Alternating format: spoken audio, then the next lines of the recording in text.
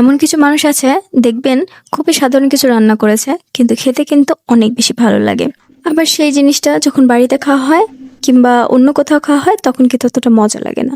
তো আলু আর পটলের এই তরকারি খুবই একটা সিম্পল একটা জিনিস, তবে রান্নার কিছু প্রসেস ফলো করলে আর টিপস ফলো করলে আপনাদের রান্নাটাও হবে বেস্ট। আমি এখানে প্রথমে ফ্রাই প্যানে তেল গরম করে নিয়েছি, তার ভেতরে সামান্য পরিমাণ জিরা আর হলুদের গুঁড়া দিয়ে দিয়েছি। এরপর পটল আর আলুগুলোকে ভেজে নেব। ভেজে নেওয়ার এই পর্যায়ে এত সুন্দর একটা মিষ্টি মিষ্টি গন্ধ বের হবে, মনে হবে যে এখনই পটল আর আলুগুলো তুলে খেয়ে ফেলি। অনেক বেশি সময় নিয়ে ভাজার দরকার নেই, সামান্য একটু গায়ে লাল লাল ধরে আসলে আমরা পটলগুলোকে তুলে নেব। পটল রান্না করার জন্য পটল ভেজে নিলে স্বাদ কিন্তু অনেক গুণ বেড়ে যায়, তাই এই ছোট টিপসটা অবশ্যই ফলো করবেন। দেখতে পাচ্ছেন পটল আর আলুতে এই পর্যায়ে কিছুটা লাল লাল দাগ পড়ে গেছে। তো এই পর্যায়ে আমি পটলগুলোকে তুলে নিচ্ছি।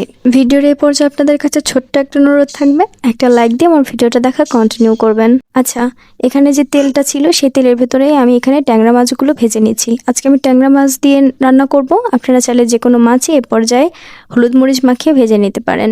আমি এখানে ট্যাংরা মাছগুলো ভেজে তুলে নিচ্ছি। খুব বেশি কিন্তু ভাজিনি, হালকা একটু গায়ের রং চলে আসার সাথে সাথে তুলে নিয়েছি। এরপর আমি পেঁয়াজ মরিচ দিয়ে দিয়েছি। সামান্য একটু তেল কম মনে হয়েছে তাই তেলটাও দিয়ে দিয়েছি। তারপর আমি এখানে ব্যবহার করেছি টমেটোগুলো পেঁয়াজ মরিচের সাথে ভালো করে ভেজে নিয়ে তার ভেতরে আমি দিয়ে দিয়েছি হচ্ছে পানি দিয়ে একটু নাড়াচাড়া করে আমি এখন প্রয়োজনীয় মশলাগুলো দিয়ে দেবো। এখানে আমি হলুদের গুঁড়া, মরিচের গুঁড়া, ধনিয়া গুঁড়া, লবণ দিয়ে দিয়েছি। কিন্তু আমি এখানে আদা রসুন আর জিরা পেস্টও ব্যবহার করেছিলাম, কোনোভাবে ভিডিওতে স্কিপ হয়েছে আসেনি, তো আপনারা অবশ্যই ব্যবহার করে নেবেন। আমার মশলাগুলো দেখছেন এই পর্যায়ে কষানো হয়ে গেছে। এখন আমি এটা নাড়াচাড়া করে ভালোভাবে তেল না বের হওয়া পর্যন্ত অপেক্ষা করছিলাম। এখানে এই পর্যায়ে আমি পটল আর আলুগুলো অ্যাড করে দিয়েছি এবং খুব ভালোভাবে এই মশলার সাথে আলু আর পটলগুলো ভেজে নিতে হবে।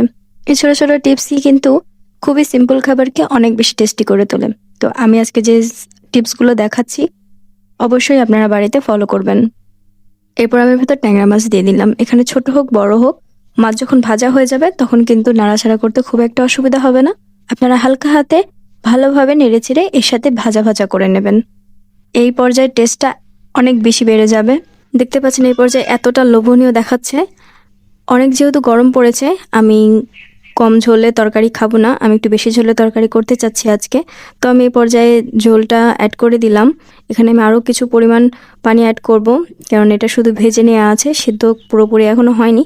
তো এটা পানি অ্যাড করে দেওয়া হয়ে গেলে আমি এরপর ঢাকনাটা দিয়ে দিচ্ছি।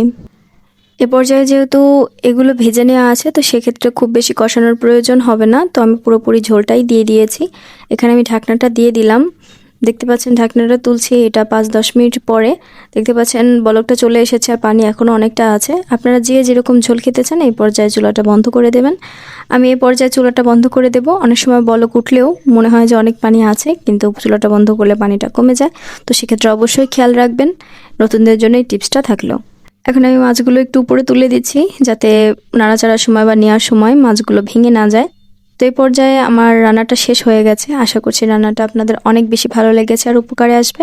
যদি সামান্য একটু উপকারেও আসে তাহলে একটা লাইক, কমেন্ট আর চ্যানেলটা সাবস্ক্রাইব করতে কিন্তু ভুলবেন না। এতক্ষণ পাশে থাকার জন্য অসংখ্য ধন্যবাদ।